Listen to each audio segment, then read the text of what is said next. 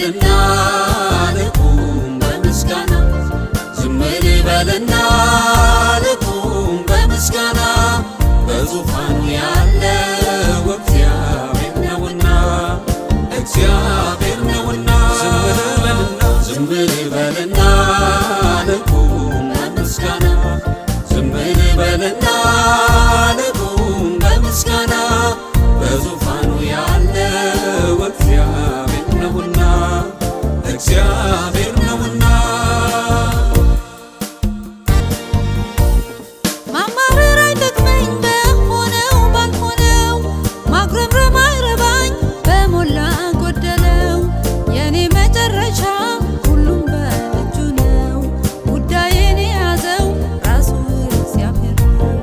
አሁን ባለሁበት በሸለቆ ስፍራ በጉዳት በሐዘን መኖር ልተውና ጌታዬን እያሰብ ልቁም በምስጋና ወደ ኋላ ማሰብ